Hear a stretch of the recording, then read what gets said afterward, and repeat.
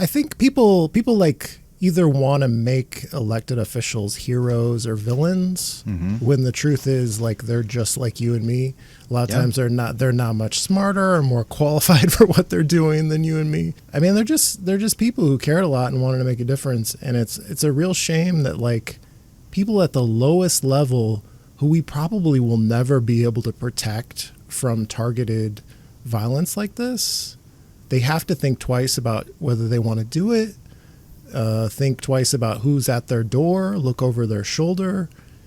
And that is a shame. When I've already been worried about like the quality of people who are willing to do this. And this is just another reason for people not to. Just don't do it. Don't get involved. And that's a shame.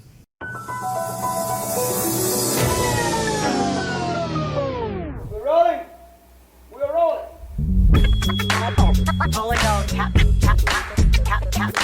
This is a real thing. Real thing.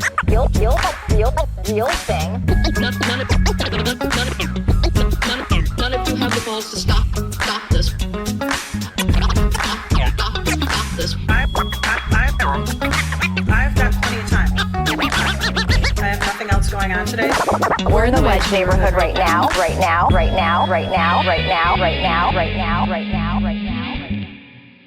Welcome to the Wedge Live podcast. I'm your host, Josh Martin. You heard me right. I'm hosting this podcast today.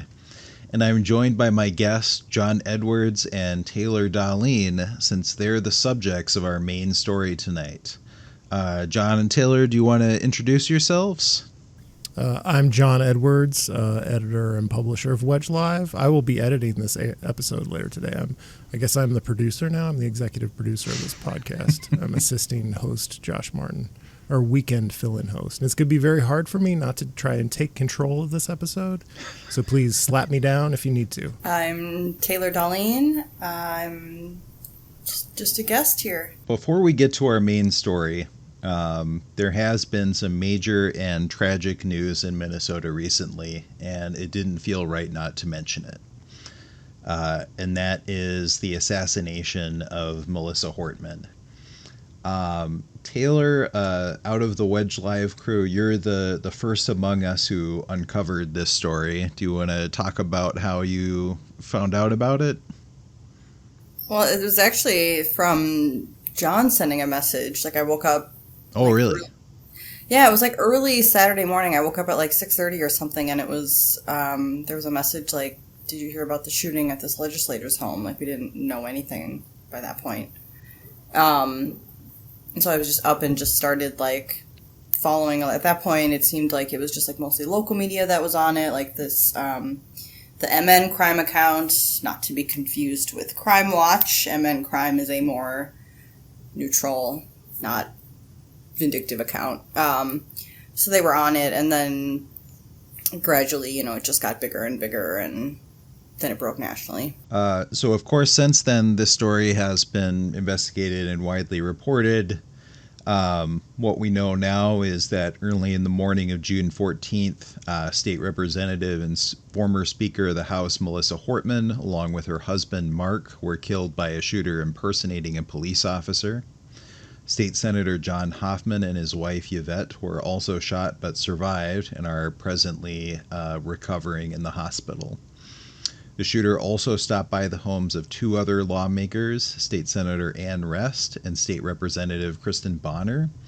However, Bonner was not home, and the shooter left Rest's house due to law enforcement being present at the location. The shooter had a list containing the names of 50 to 70 other individuals and groups.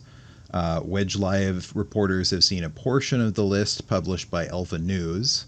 We will not be sharing full details of names on the list, but in summary, the list mainly consisted of DFL elected officials, primarily state and federal legislators and state constitutional officers, as well as individuals and groups associated with abortion providers. Reporting indicates that several Wisconsin lawmakers were also on the list. After an extensive manhunt, law enforcement found and arrested the alleged assassin, Vance Bolter. The state charges include multiple counts of second-degree murder. The federal charges include multiple counts of stalking, murder through use of a firearm, and shooting with a firearm. additional charges may be added as the investigation progresses. So I think that summarizes the facts of the situation. And obviously this is a tragic event for our state and for our country.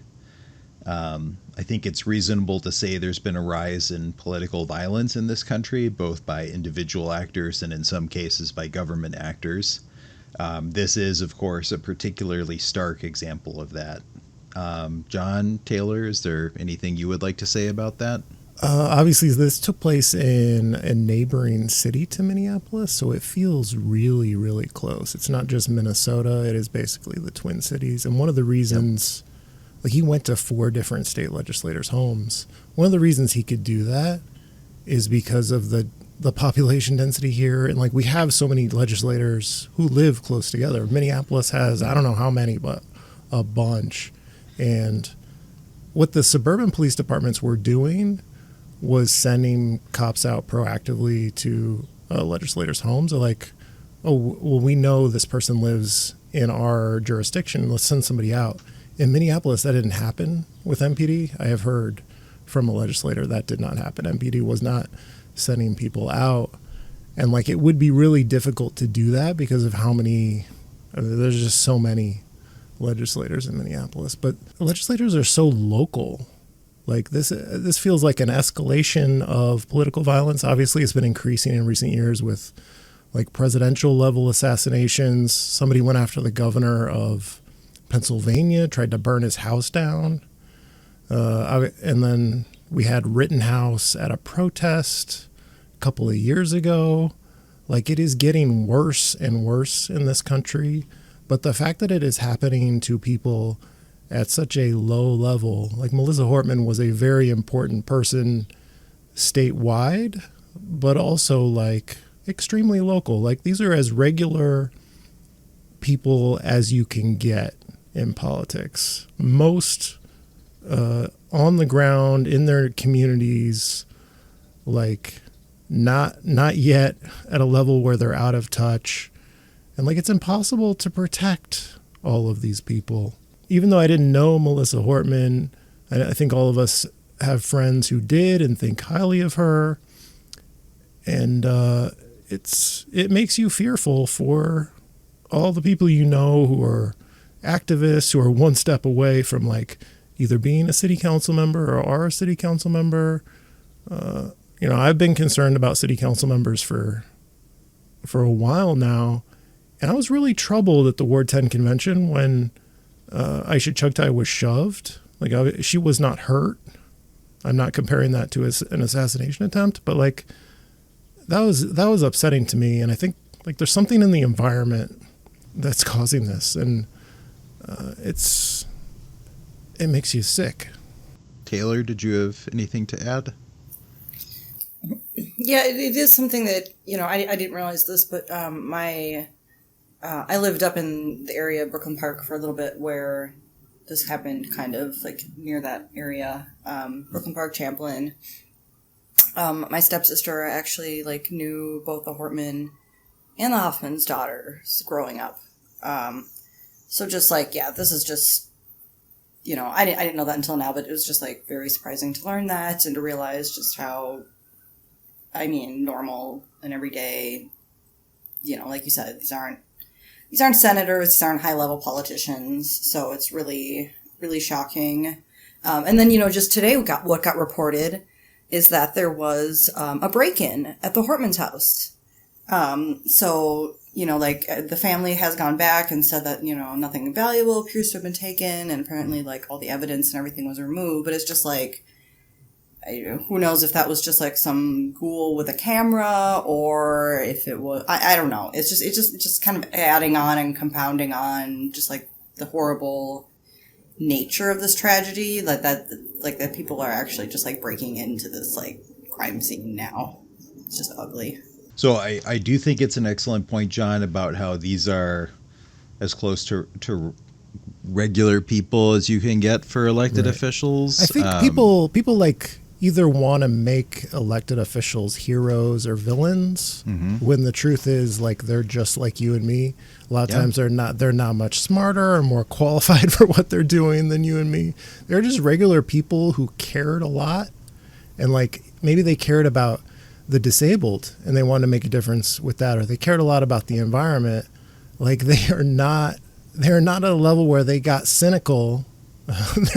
They're just people who cared a lot and wanted to make a difference. And it's a real shame that like people at the lowest level who we probably will never be able to protect from targeted violence like this, they have to think twice about whether they want to do it, think twice about who's at their door, look over their shoulder. And that is a shame. When I've already been worried about like the quality of people who are willing to do this. And this is just another reason for people not to just don't do it. Don't get involved. And that's a shame. So I think that's an excellent point. I think that's why some people have described this as an attack on democracy, because of the corroding effect that it has on people willing to serve in public office. I did also want to point out state legislators is a part-time job. People have other employment. So that's another point towards them being, regular people. And certainly many of us here, like, even if we didn't necessarily know Melissa Hortman that well, we know many other elected officials quite well. So I think that makes this hit close to home. So I think it's important for all of us in these times to maintain respect, even for those we disagree with, and to avoid dehumanizing language, and especially to condemn political violence. When we see unacceptable behavior from our friends and allies, we need to call it out. And when we see those who disagree with us who do that to their own friends and allies, we should thank them, because that's a hard thing to do. You don't have to agree with them. You don't have to be their friend. But it is important to acknowledge it. I don't know. I don't want to compare this to, I've got a tendency to connect everything to city politics. There's a way I could follow this line of thought and say something in poor taste, but like we talk about like dehumanizing language, and I think about like the very heightened rhetoric that you hear from PACs, for example, like that kind of stuff, demonizing like the DSA and socialists and like the existential threat posed by that. I think that operates in like the same ecosystem as Crime Watch. Like they're not connected. They're not operating together. They're not even allies, but like that, those attacks and the dehumanization, I think operates in the same ecosystem. And like saying this or that council member is an existential threat to the city. I don't know. That email that just went out about the dual Michael Baskin, Shelley Medore fundraiser in Ward 2, that was from signed Alex and Steve Min, that talked about beheading the veto-proof serpent of a progressive majority. Yeah. Especially that one. When did that go out? To be clear, this was a little while ago, and I do believe it was prior to the assassination. Not that it makes it okay, but it would have been very different had it been after. Yeah, this was that. That's a perfect example of what I was talking about. Yeah, it was on June. It was like June 8th. Shelley Medore and Baskins are doing a June fundraiser, and so the email says, blah, blah, blah, blah, blah. The current city council teeters on a 1-vote margin of overriding Mayor Frey's veto. So eliminating Wansley would be cutting off the head of the veto-proof serpent. Okay. And that was signed by Alex and Steve Min. So this is certainly a topic that I think not just us, but a lot of people are going to be sitting with and talking about for a long time now. To leave this topic on a somewhat lighter note, in closing, I wanted to leave our listeners with a portion of a statement from Melissa and Mark's children. If you would like to honor the memory of Mark and Melissa, please consider the following. Plant a tree. Visit a local park and make use of their amenities, especially a bike trail. Pet a dog. A golden retriever is ideal, but any will do. Tell your loved ones a cheesy dad joke and laugh about it. Bake something. Bread for Mark or a cake for Melissa, and share it with someone. Try a new hobby and enjoy learning something. Stand up for what you believe in, especially if that thing is justice and peace. Hope and resilience are the enemy of fear. Our parents live their lives with immense dedication to their fellow humans. This tragedy must become a moment for us to come together. Hold your loved ones a little closer. Love your neighbors. Treat each other with kindness and respect. The best way to honor our parents' memory is to do something, whether big or small, to make our community just a little better for someone else.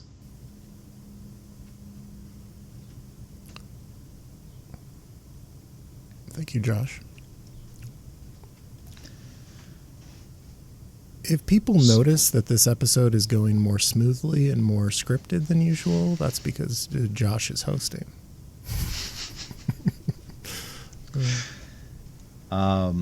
So next we'll turn to our main segment. And this is the reason I'm hosting today. John and Taylor, I understand you were recently part of a legal conflict relating to alleged campaign finance violations. Mm-hmm.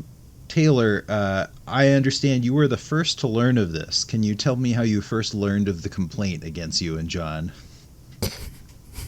I was at the Minneapolis for the Many fundraiser at Ladonia, which was, I don't remember, sometime last month. And I had gone, like, we were in the back room.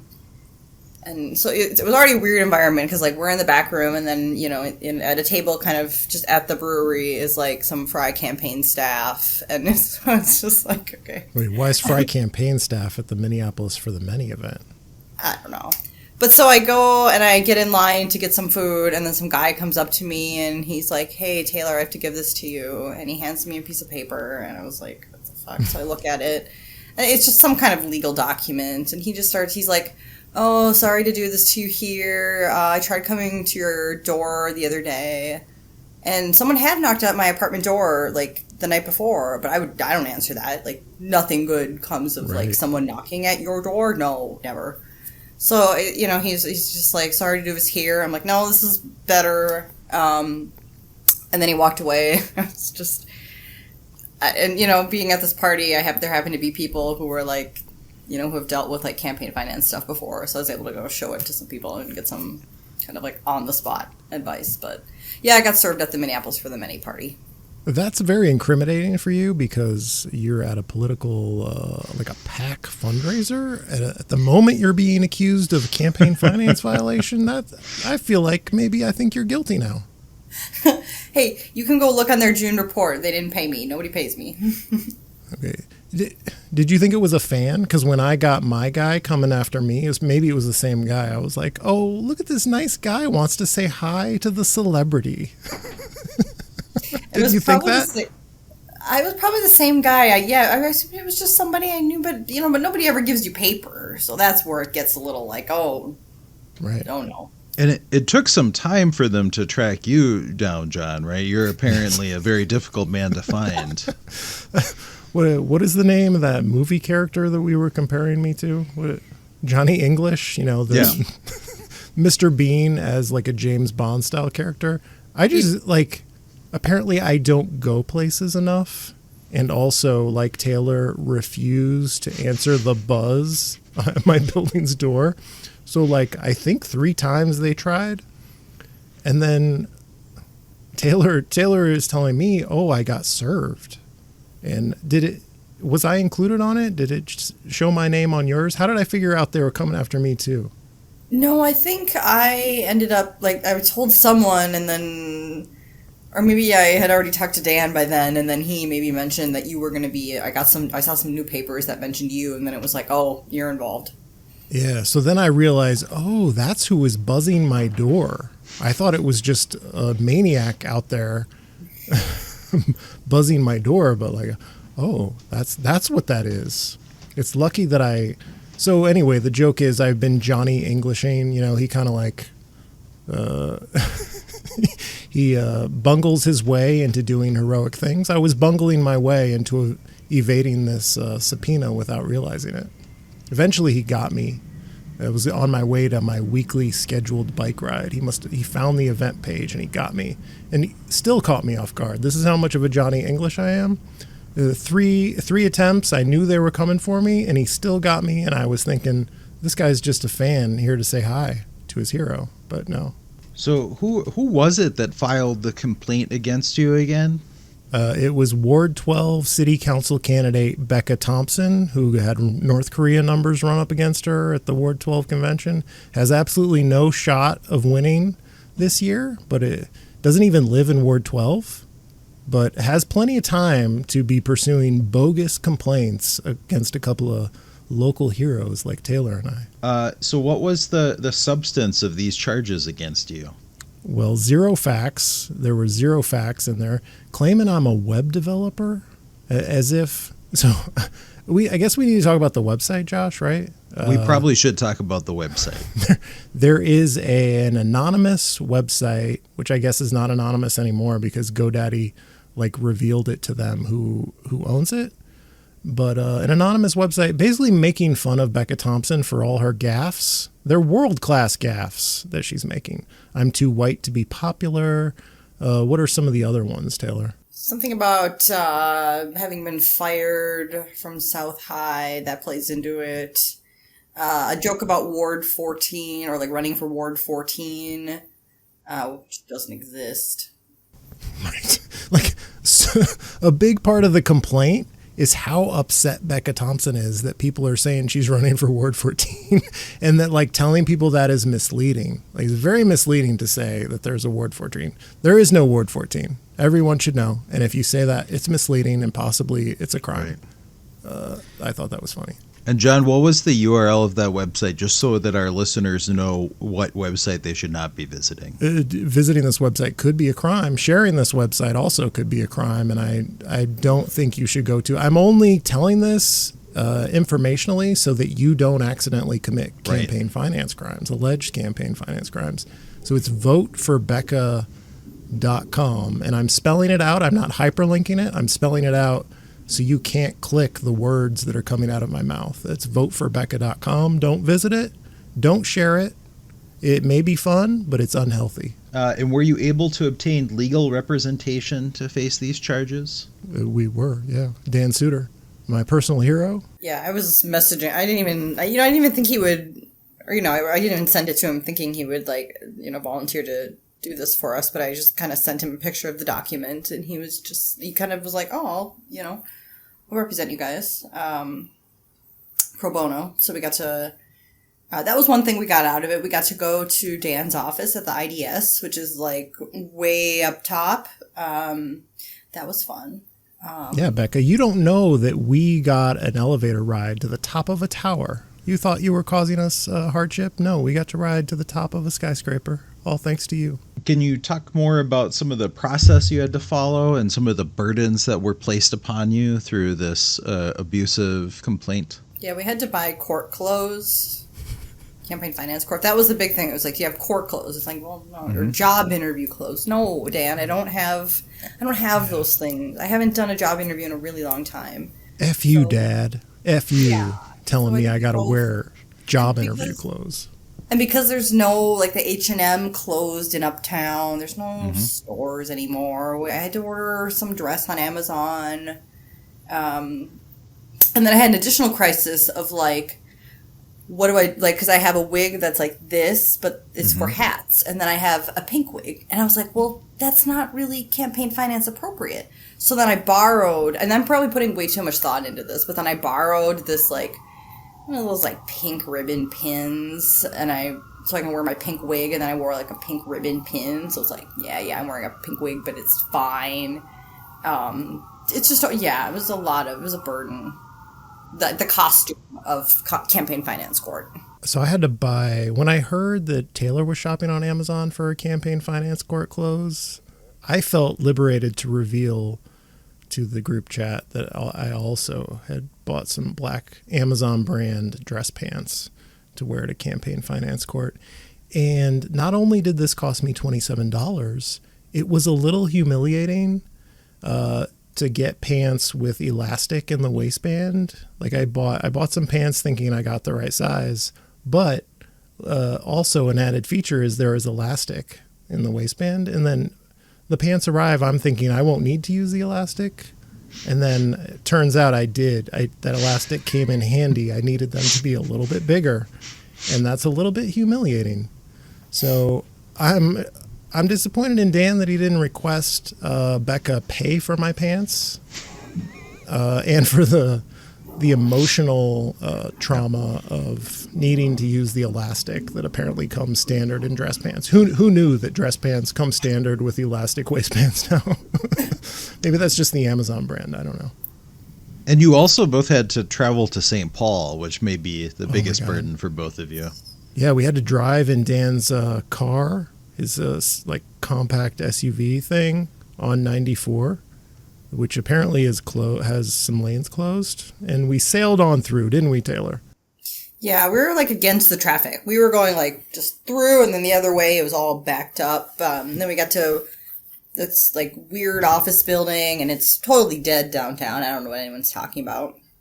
And then there's no coffee shop in the building. Like, that was a burden. We had to compile a lot of information for our affidavits early on. Yeah. So like early on we tried, because, you know, the argument that Dan wanted to make was that we have this information, but that we are citizen journalists, and so we're protected by the Free Flow of Information Act. So in order to, like, prove that, we had to go through and, like, dig up all this, like, documentation of, like, this is what I've done, blah, blah, blah, early on. So that took, like, a couple hours.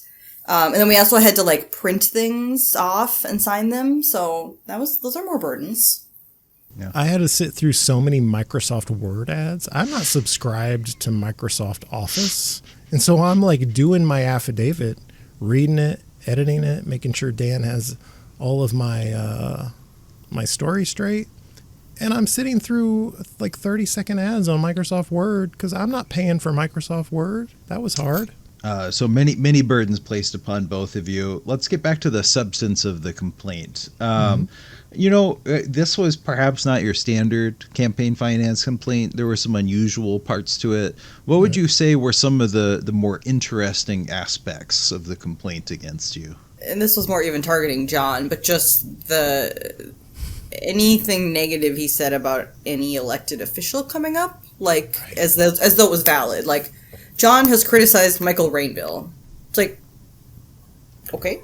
You know, like, just like, it just felt like grass. And then, like, you know, the pictures of everything, too. Right, the screenshots. There was a screenshot of you there, Josh. I had Becca Thompson's head pasted over your head in an episode thumbnail. They got me on that. Who knew that was a crime? Also, having an opinion on a podcast is somehow a campaign violation? Like a campaign finance violation? That's some mind-blowing right here stuff. Like, how is having an opinion on a podcast a campaign finance violation? I don't understand. And so nobody else understood either, because this complaint went nowhere. And when Taylor and I went in, we were like, so as we're sitting outside the conference room where surprise character introduced to this story, Carol Becker. Becca's not there. Apparently she has no interest in this, and Carol is driving the bus, maybe. That's my speculation. Carol Becker is like, oh, do you have a clicker that I can use? And we're looking at each other like, oh, there's going to be a presentation. And unfortunately, this is all confidential, and we are unable to be in there to see the presentation. And I'm telling Dan, the lawyer, I will plead guilty so hard. If you let me go in there and watch the presentation, that's all I want to do with the rest of my life is have that seared into my eyeballs and see that presentation, see the conspiracies unloaded at these unsuspecting members of the campaign finance board. But so we hear her voice booming and we can only imagine what's happening in there. We're just hoping everyone comes out of there alive. And then when they're ready for us, Those 20 minutes.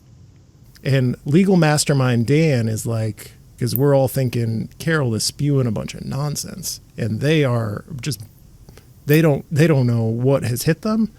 So his theory is we're going to say nothing. We're going to say, we want to keep this short and respect your time. And we just want to answer any questions you may have about this. You know, just like, we're ready to go. We're not going to waste your time with this any longer than you want us to. And they had no questions. They were ready to be done with it. Well, we walked in, and I also noticed that right when we walked in, there was a sheet cake laid out. And the one question the one guy asked, he was just like, do you agree with the probable cause determination as written? And it was like, well, obviously, because that was in our favor. And yes, it was just in and out. Whereas Carol's presentation to them, she was in there about 20 minutes going. So we made it much easier because, they got all the written materials. Mm-hmm. There's nothing more we really wanted to say. So yeah, yes, we agreed. That was it. It was all like implications and innuendo. Like there was no facts. And the little facts that she was asserting in this complaint, which I assume was written by Carol Becker, was like untrue things. Like I'm a web developer, or what was another thing she said that was untrue? It said that I was the first person to share the website when Soup for My Family shared it 12 hours before me. Right. So I think what happened was, I think Carol is mad at Taylor. I'm blaming Taylor for this, for being just so popular and so well liked and beloved in the community. It made Carol jealous, and she's like, who is this person that everyone is complimenting and saying nice things about? And Cam Gordon is quoting Taylor in the Southside Pride. Oh my God. Oh. And I think she then looks into you and sees that you're connected to me. This is my theory. And is like, oh, this other person I hate is talking and is friends with this new person I hate. I think they are the root of all evil. This is a conspiracy. This is a crime. This is and a I pact. have to destroy them. Yeah. No. Yeah, I mean, she did a rebuttal to Cam Gordon in the Southside Pride and was like, oh, who's Taylor's trying to be a leading social media influencer. No one's asking who's paying her, but maybe we should. Like, right. I just feel like all this stuff from her is just one of those things where it's like, it's projection. Like, if you assume that anybody involved is getting paid, that's clearly what's happening for you. Because I would never assume that anyone is getting paid. But for her, I think Carol does it for the love of the game. I think that's my theory. Oh, me too. Then, like, come on, come on. Like, imagine living in Minneapolis, where we have multiple PACs spending millions of dollars a year, largely funded by like real estate interests, big business interests. And you're like, the real question isn't who's putting millions of dollars into local campaigns. Who is funding Taylor's posts? I can assure you, assure everyone, Taylor is posting for free. More money is flowing from Taylor to me than the other way around. I think. What have I ever done for you, Taylor? Nothing. You gave me a free mug once and a badge. I gave you a free mug and a badge. John did provide free mugs and badges, but beyond that, his payment is in good vibes and friendship. Yeah, your first mug is Josh free. buy his own microphone. If you're watching on youtube.com/Wedge Live, guest host, fill-in host, weekend Wedge Live anchor Josh Martin had to purchase that microphone, and that's why he sounds so good today. But I didn't buy it. He did. See, that's how it is. We pay to play here. It's like, I bought this hat. Scrappy underdog organization. No one. I'm the only one getting paid, and it is not nearly enough. thank you for all that, and I'm glad Dan was able to get you exonerated in all charges. Maybe he'll defend me when Carol Becker sues me for hosting this episode. Yep. But although the Campaign Finance Board may have set you free, you're in Wedge Live Court now. Brought my gavel. Brought a gavel? That was a gavel bang. I don't know if people will notice that on audio, but that was a gavel bang. It sounded very weak and feminine, Josh. What was that? The court will come. There will be order in the court. I will hold you in contempt if needed. And by the power vested in me by the Wedge Live Media Empire, the Wedge neighborhood, and I assume Wedge Co-op, I will now be presiding over this court in the case of Becca Thompson versus John Edwards and Taylor Dahlin. So both of you, do you pledge to tell the truth, the whole truth, and nothing but the truth, so help you Wedge? I do. All right, excellent. So first of all, just to get the easy question out of the way, can you confirm that neither of you have created a fake campaign website for Becca Thompson for Minneapolis City Council, Ward 14? Yes, I confirm that I had nothing to do. I didn't help to create it. I didn't fund it. Nothing to do with this website. Nothing to do with the website either. Didn't create it, didn't fund it. No involvement. Can you confirm that neither of you are, to the best of your knowledge, a corporation, PAC, or lobbyist? I'm none of those things, and I was pretty sure about Taylor until I heard she was subpoenaed at a fundraiser for an actual PAC. Now I have questions. I am not a corporation or a PAC or a lobbyist. Now, John, are you sure you are not a lobbyist? Because this campaign finance complaint asserts that you are a lobbyist for housing and the anti-car agenda.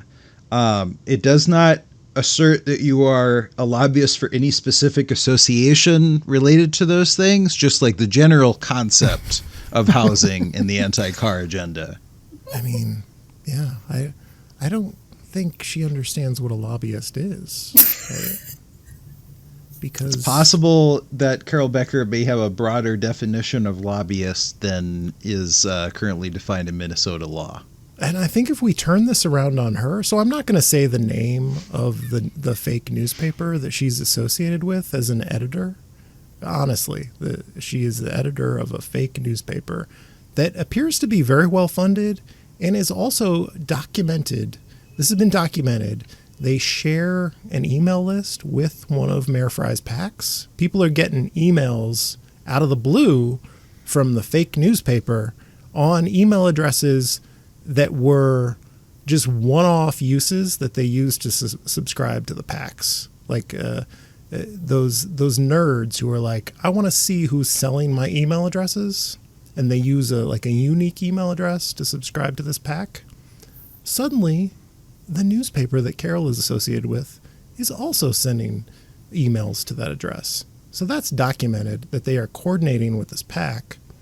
Also, so what's the other connection? Oh, they're co-producing, co-publishing a candidate Q&A with Correct. the other Frey-aligned PAC. So how is this organization, this so-called journalistic entity that Carol is associated with, she's going to accuse me of being a lobbyist and doing politics when she's got all these connections? I think if we turned the focus on her, and I'm not saying anyone should do it, I'm not going to do it. I don't have time to waste my time on this bullshit. But if anyone was going to be accused of this, it would be Carol. Just like, I think she maybe is just this oblivious that she does not see she is guilty of the things she is accusing me of. But I encourage her to look inward. I know she listens to this podcast because I am so accurately quoted in the complaints, and I'm cheering myself on. I'm like, Carol, were you unable to find quotes of me sounding stupid? Because I've been spot on. Everything she quoted me on, if I was going to quote you, Carol, I would pick some clunkers. I would pick some real bad quotes to make you look bad. You made me look so good in your complaint, and I thank you for it. Can you confirm that neither of you have received funding from corporations or foreign governments? I want everyone to know that these questions Josh is asking is not like a comedy bit. These are actual. Yeah, these are actual things that were allegations. alleged in the complaint. This is real. This is not coming from my own brain. Put the weird gavel banging intro out of your mind, which I'm gonna GIF later. That was from my own brain. Yep. Yeah, that made Josh look weird and frivolous, but these are actual allegations. No funding from corporations or foreign governments. Honestly, people listening to this, it's just regular people who are on the Patreon sending me money, and no one is sending money to Taylor. She posts for free. It's true. It's true. If you were going to take money from a foreign government, which government would it be and why? Hilltop. That's not a foreign, Hilltop is not a foreign government, Taylor. That's like I a live- trailer anything park, isn't it? outside of Minneapolis is a foreign government to Taylor. Yeah. I'm just saying, yeah. Okay, no. I would take it from Big Netherlands. There you I go. would, Yeah. I would spread their agenda of like weed and bikes all day. Right, I would take it from Qatar just to give Carol some material to work with. Rich. Send me a new plane. Yeah. Well, do you think Becca just gave up after she found out who made the website? Like she didn't care anymore? I don't know. I have no way of knowing because that's the fan fiction that I make up in my head about Becca is that she did not care at all about this. And Carol was like, oh, let me run with it. I must destroy these people. Yeah. Well, I mean, the GoDaddy gave up the person who is not us, who did make the website, and the OAH, Office of Administrative Hearings, complaint against that person is continuing. So they didn't give up completely, but Sure, you but know. gave up with respect to you because her real interest might be the person who actually made the website. We hope she's given up when it comes to us, but it's entirely possible someone may pop back up. Yeah. Okay. Now, these next questions are going to seem like non sequiturs, but they are still germane to the complaint, believe it or not.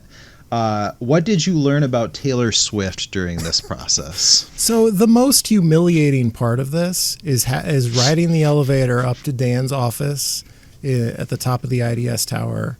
We got our skyscraper ride, and that was fun. But then we have to have Dan bring up on the big TV this website that I don't think I'd ever seen before, and it's an ugly website. I don't know why the allegations presumed that any professional made this website. We had to learn about the Gaylor conspiracy, which I did not know anything about. Apparently, Becca is an adherent to this conspiracy that Taylor Swift is actually gay, and we had to learn. We studied the content of this website that previously I had not known anything about. And voteforbecca.com is a website again no one should visit. If you're reading the filings and you see this website listed, don't go to it. Don't share it. It could get you in trouble. I knew about the Taylor Swift stuff before. Someone had mentioned it in connection with her TikTok, and unfortunately I'm well aware of the Gaylor thing, so it was just like one of those things where it was like, okay, just like another conspiracy theory to add to the pile of like, oh, this is what you believe in that, and then this kind of thing here, okay. And this leads me to perhaps the most important question. Through this process, you were exposed to the Gaylor theory, which posits that Taylor Swift is secretly gay and transmits hidden sapphic messages through her songs. Based on what you have learned, do you subscribe to this theory? And I'll remind you that you are still under oath. Based on so I consider myself a celebrity now that I've been the subject of tabloid-style rumors that I know not to be true, but yet they persist. And so I stand with Taylor. People are making some things up about her. They're making some assumptions, and none of it is true. And we need to leave our celebrities alone and stop subjecting them to falsehoods. Taylor, your response? No, I don't. I never subscribed to that because one of the other names that associated, they're like, oh, it's Taylor and then Carly Kloss, and it's like Carly's now married to the Kushner brother, so just the whole, no Gaylor. It's no. Very well. I've considered your responses. I will retire to my chambers to consider all the evidence, and I will return with a verdict shortly. Okay. You can bang your gavel. You gonna bang your gavel? No. All right. I have returned from my deliberations, and I rule in the case of Thompson v. Wedge Live, Edwards, and Dahlin, that Wedge Live, Edwards, and Dahlin are found not guilty on all charges. Yay. Oh, verdict watch is finally over. Finally, yeah. We're free and clear. Once again, always free. Okay, so court is adjourned. I should probably say for legal purposes, this was not a real court, and I'm not a real judge. But court is adjourned. You are no longer under oath. You are free to lie again, although I would prefer that you didn't. But thank you for sharing your harrowing personal story. You're welcome. The way I wanted to do this episode was just to run through every single allegation and screenshot in her various complaints, because that's how much I love reading these complaints. That could be a special edition you do. I don't think either of you wants to spend more time with me just pouring through this, looking at it's hilarious. My Mayor Frey, Omar. I love that the guy who is staff at the campaign finance board, figured out that I had pasted Mayor Frey's head onto Omar Gaddafi's Generalissimo outfit, with all the medals and the military uniform the gaudy military uniform, because I was making they're professionals at the campaign finance board. They have full-time staff there who investigate this stuff. Well, he also dug up because there was a discrepancy between two events that Becca listed. She in her complaint kept insisting the event was February 17th, even though everything online said that it was March 17th. So he dug into her Twitter somewhere, and he found proof that it was indeed March 17th. So it's okay, you're getting exposed. I don't know what you saw there. I don't even look through her Twitter. Right. She's making allegations about things that happened at her events. Can't even get the basic fact of the date of her own events correct in this. And maybe it's because Carol wrote it for her. I don't know. But I loved all the screenshots in the complaint and all the quotes. Oh, I loved every moment of it. And Carol, I know you're listening. I just want you to know how much I enjoyed this entire process. It was so much fun. Let's do it again. Let's keep going. This is so much fun for me. More. Bring it on. Let's go. God. Well, on that note, you can leave me out. I think we'll leave Taylor out of it. It's only fun for me. I've got an unlimited budget for $27 Amazon pants. That's how much foreign funding I'm getting. Here, quote this, Carol. I'm getting so much foreign funding that I have unlimited funds to spend on my Amazon pants. So let's do more legal wrangling. But no, let's not really, Carol. This can't be fun for you. Let's not do this. This is such a waste of time. Let's not. Let's end this. It's so embarrassing for you. She is so oblivious. She does not know how much this embarrasses her to be pursuing these things, and also embarrasses Becca Thompson, who has to have her name associated with this. Just two very embarrassing people just going down the rabbit hole together. Let's not do it.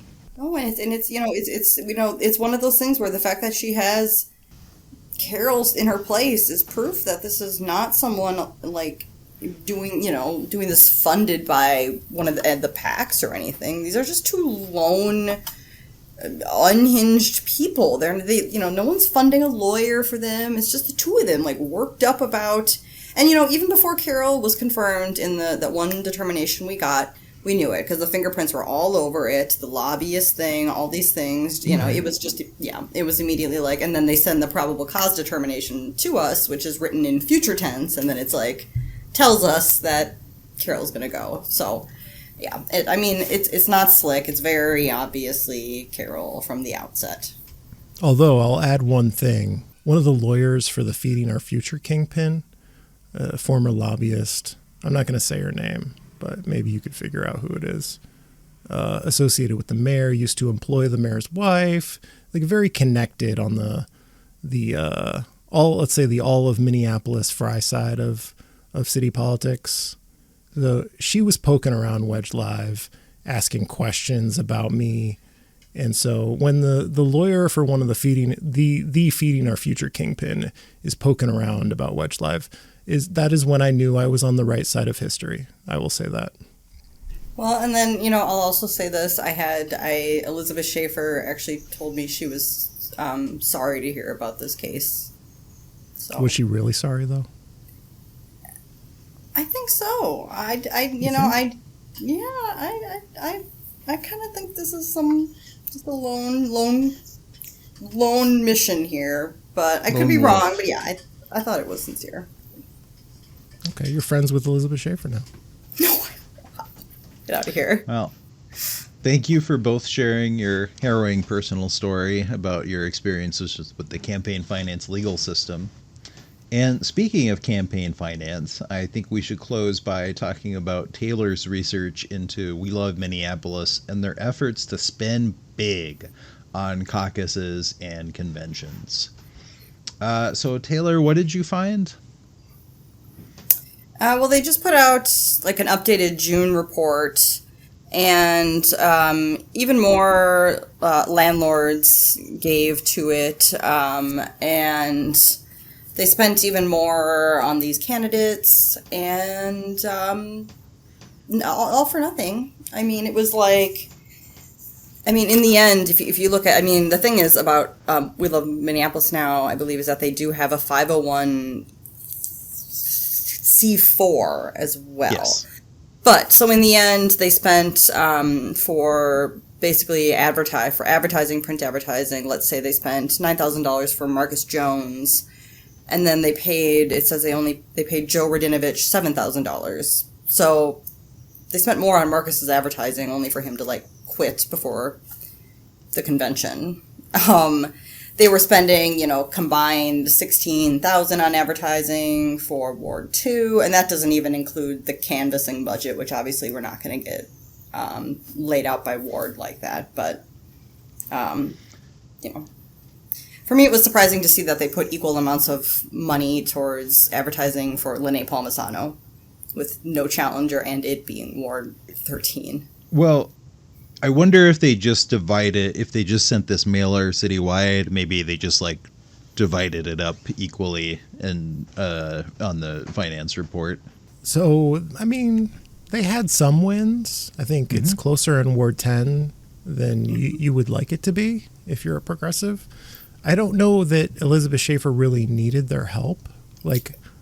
I would guess if she wins, she will be the wealthiest person on the city council. She could probably pay for this all on her own if she needed to. There's no shortage of money in Ward 7 that would have flowed into her campaign.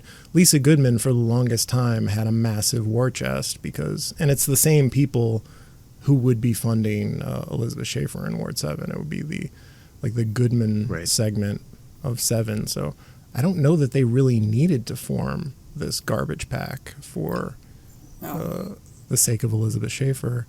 No, and she has a massive office now too on Hennepin and Franklin, right on the corner there. I like that Brian Strawn, his website hasn't been functioning since he had North Korea numbers. He's having website issues. Just long-standing website issues. I know people are telling you, Josh, that he's actually still a candidate, but you're not a candidate if your website doesn't work for months on end. That's a basic. Of course, we've talked about Becca Thompson. I can't believe anyone is shameless enough to put her name on their website and tell people, yeah, we support this person and you should too. That is very embarrassing. But these people have no shame. Who else? And Marcus Jones, you mentioned, dropped out. They put out a lawnmower video of him riding off into the sunset before anyone cast any ballots at the Ward 9 convention. Who rounded out my top 4? Is it Baskins? Michael Baskins, yes. Yeah. Who doesn't appear to be. He ran last time. He ran as a write-in candidate in 23. And appears to still be running as a write-in candidate. it's like the level of visibility of a write-in candidate, even if I don't even know if he'll put himself on the ballot. Like we got to the point where they were going to cast ballots in Ward 2, and he's like, oh, no, that's okay. Just vote for the other candidate, not me. I'm backing her. Well, why are you still in the race? What's the point of your campaign? So, Taylor, how much did they spend in total? Let me pull it up. I spent all day. 310? I think it was 310. Yep, that was it. 310. So fell short of their reported 600,000 projection that they wanted to do. But still, like an eye-popping amount of money when you're just spending on the DFL process. That's a lot of money. Yeah, because you didn't. I mean, they didn't need to exist for Elizabeth Schaefer to win in Ward 7. Right. I think if anything, they really helped maybe in 10, but we didn't need this in 7. And I don't think 10 is going to work out for them at the general. So I don't know that they'll even have an impact one way or the other. It's going to be real debatable whether they have any impact, or the things that are about to happen would have happened with or without them. Well, I think it's hard to, we won't know, because it's one thing about their spending is that in Ward 5, they're just going all in against Ethropic Burnett. They gave equal amounts to Pearl Warren, Miles Wilson, and then Andrea Young, who's kind of a strange candidate because she's both went for We Love Minneapolis, or All of Minneapolis, or We Love Minneapolis, and then also she went for DSA. So maybe they'll work in Ward 5. That's the one that I can never really know what's going on there. And one more thing, what we're doing here with these PACs is we're running crime as a wedge issue, pun intended, for these campaigns that are funded by real estate interests and big business interests, so they can win victories on things they would not otherwise be able to win. And that's what it is. They're manipulating you on crime. When crime is down, police staffing is up, and some of the candidates they want to whip you up against have voted for these police budgets, have voted to increase police staffing, and they want to whip you up against renters' rights and workers' rights. And that's what it's about. These are wedge issues being used to elect more conservative candidates to city government than the city would otherwise be comfortable with. It's a distraction. Well, and I think rent controlled. I've been looking through all of Minneapolis donations today because it was reported that they were going to kind of come back for the time after conventions, and they are getting a lot of money that is the usual real estate interest, but then a lot of private equity and various things, and the building trades are heavily donating, and I'm just looking at all these numbers, and so it's let's say this year, the first half of this year, all of Minneapolis has received $240,000 in contributions, and they spent $100,000. So it's if they're focused on electing the mayor, Frey has, more than $500,000. I mean, it's just the sheer amount of money that's going to be spent, especially to get Frey in, is just wild looking at all this. Somebody was speculating to me that this is a way to allow the mayor to save money on some of the other campaign spending, so that he can save his money and put up some TV ads at the end.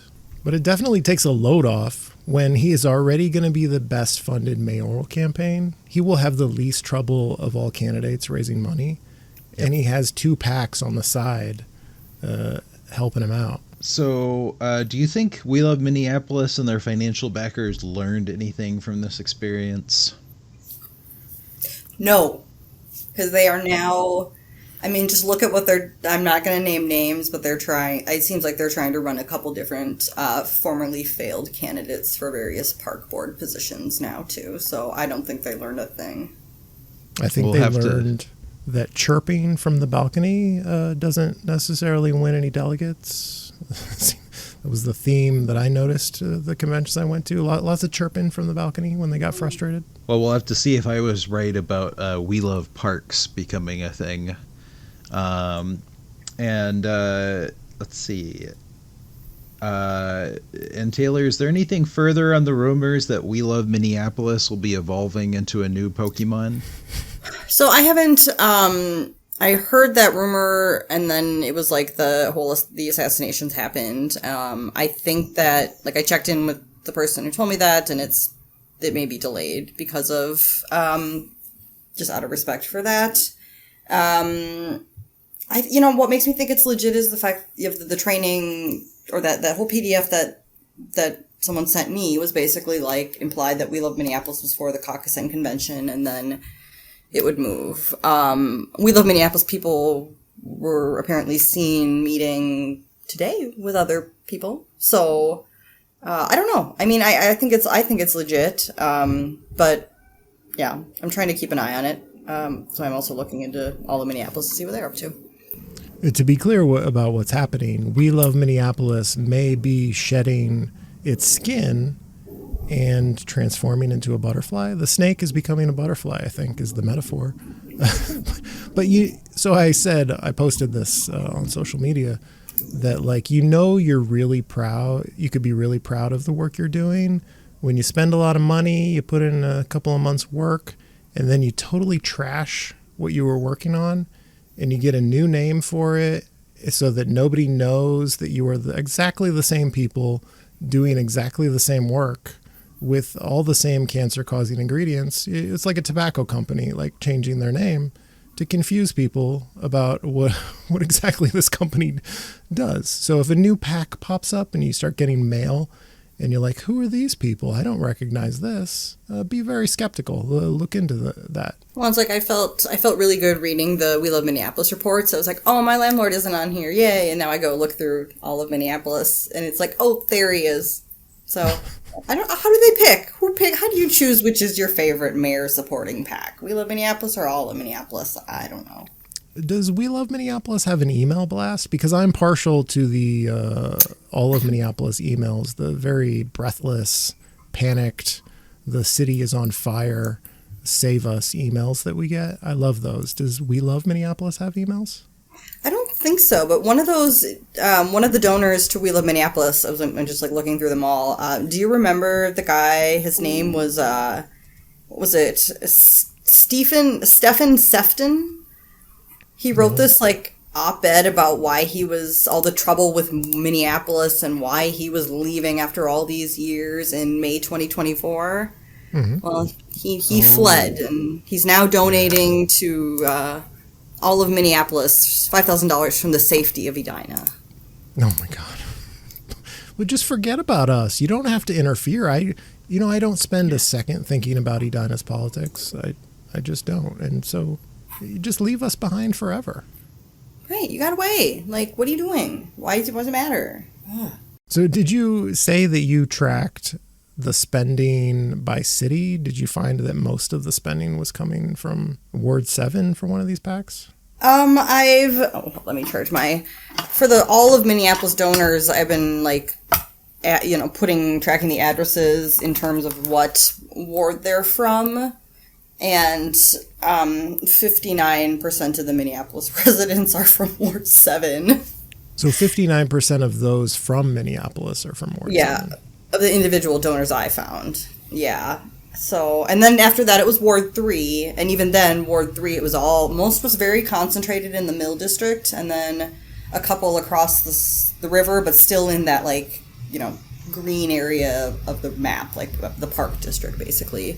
There was a donation from a couple from Ward 5, but the international market square, condo area of Ward 5. A couple from Ward 10, but just the majority or overwhelmingly Ward 7 residents. I think maybe you both can attest to this, but I've been saying for years, like, I don't understand why all of Minneapolis doesn't trash their brand and just start something completely new. Because I don't know if people have fond feelings about it. And, like, I agree with the We Love Minneapolis strategy of just, like, throw it in the trash, start something new so there's no baggage, and just rinse and repeat. Well, I thought for a minute when We Love Minneapolis launched that maybe that was the plan here, but all of Minneapolis is still around, and they haven't really done a very good job concealing the ties between all of Minneapolis and We Love Minneapolis. Like, they endorse most of the same people. They're run by people with not necessarily the same people, but people who are very connected to each other. So like, it doesn't take the world's greatest detective to determine that they're very connected organizations. They are, and I think the one thing that I noticed from going to different events is that We Love Minneapolis and all of Minneapolis, We Love Minneapolis are at the conventions, and I almost want to say that they're kind of doing some element of dirty work there, like chirping up in the balconies and, doing that kind of stuff. And then you don't see all of Minneapolis people really at the conventions. Sorry, sirens. But then I went to Mayor Frey's State of the City address.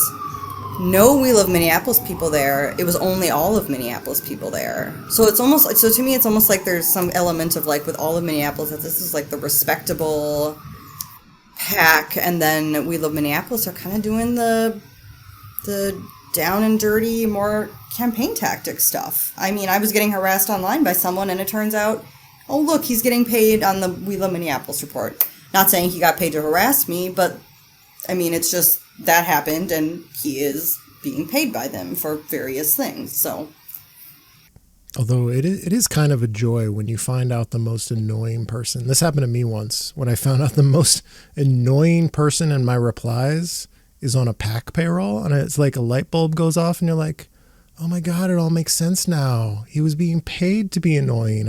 My faith in humanity is restored. He couldn't possibly be that insufferable. But maybe that's giving him too much credit. Maybe he really is that annoying. He might be. Yeah. Well, I'm sure we'll see more about the growing number of PACs in Minneapolis and their influence on elections this year as the year progresses. Before we close out, did anything else happen today that we should talk about? You mean on June 18th, 2025, Wednesday? That's correct. On a day when I have read all of your posts announcing new candidates for various offices? Mm-hmm. No, nothing. No, nothing? Okay. No. Just thought I'd check. No. All right. Well, with that, this has been the Wedge Live podcast. Thank you to our guests, John Edwards and Taylor Dahlin. I'm your temporary host, Josh Martin. Now that John has been cleared of all crimes and freed from campaign finance jail, he should be back to hosting this podcast next time. Thank you for listening. This is a real thing. Real thing. Josh, would you ever do this again? Sure. Okay. A permanent fill-in host / weekend anchor. You're basically the Pete Hegseth of the Wedge Live podcast. You are the flashy, I don't know if I like that. muscular, very militaristic weekend anchor for Wedge Live, Josh Martin. None of you have the balls to stop this. Stop this. I've got plenty of time. I have nothing else going on today. We're in the Wedge neighborhood right now.